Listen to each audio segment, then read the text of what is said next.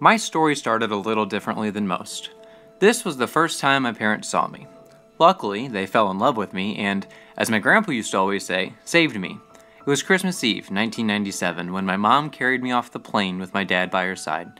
We were met at the gate by my entire family who had been waiting for our return home after their planned 2-week trip turned into months of nightmares overseas. My family did nothing but support me from this point on. I was able to grow up as every other small-town American child. One of the first things I found myself fascinated by was history. This fascination is reflected in my context strength. This may have come from watching old movies with my dad or watching the History Channel with my grandpa. And I'm talking History Channel before Swamp People and Pawn Stars. I've always wanted to find out why things happened the way they did and find a way to connect it to what is happening today. The summer before my senior year of high school, I was lucky enough to spend 2 weeks in our nation's capital. There was just something special about the city's historic atmosphere. The DC trip was also a great opportunity for me to take pictures. I've always enjoyed taking pictures. When I was little, I would steal the camera from my mom so I could be the one taking the pictures. I now attribute my love to photography to my input strength. To me, photography is about curiosity. It's about looking at places and things differently than someone usually would. Today's world moves so fast. People run from one place to another without ever taking the time to really look at things. It's also a great way to learn new things. When I take pictures, I'm nothing but curious. In fact, I've taken all of these pictures that you are seeing. A key motivator in my life to this point has been to simply be productive. Something in me won't relax without knowing I've done something productive that day. Now don't get me wrong, I enjoy a relaxing day of TV or baseball as much as the next person, but I have to do something to make myself feel productive before I can end the day. This is why the Strengths Quest found that I have the Achiever Strength. I'm innately driven to cross things off my to-do list. The satisfaction I get from completing tasks is what constantly pushes me to finish all jobs.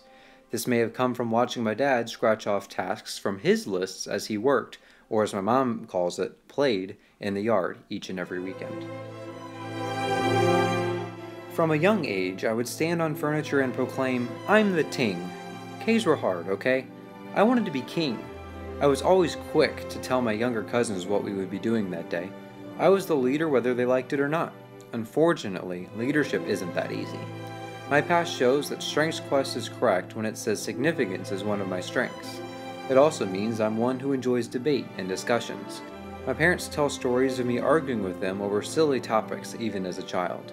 I really put this skill to use in high school through Model United Nations. All my strengths were used as I worked my way up from the bottom of the seniority chart to setting school records and leading the organization towards winning first overall for the very first time. My first strength, the strength that ties all of the other ones together and corresponds with my true color, is discipline. Everything has to be neat and organized. When I was little, I played with my Matchbox cars by organizing them, reorganizing them, and then drawing maps of how I organized them. Organization is fun for me. Discipline is also about planning and knowing what to expect. It is what drives me to plan what to achieve that day, and what keeps me on target as I lead. I am a gold, and all of these traits directly tie into my discipline. This is how I strive to lead, in an organized, predictable manner that allows the group to know their goals and understand exactly what will be done to reach them. Throughout every step of the process, I look for ways to make them more efficient through organization. Knowing I'm getting as much done as possible excites me. From being saved, to having a small-town childhood, to falling in love with this university, as well as whatever else the future may bring me, I can never forget these strengths. I want to be seen as unique due to my drive and hard work. I don't want to just be a leader. I want to be someone who others want to listen to when I speak. This takes a lifetime of work, and I've barely taken the first step.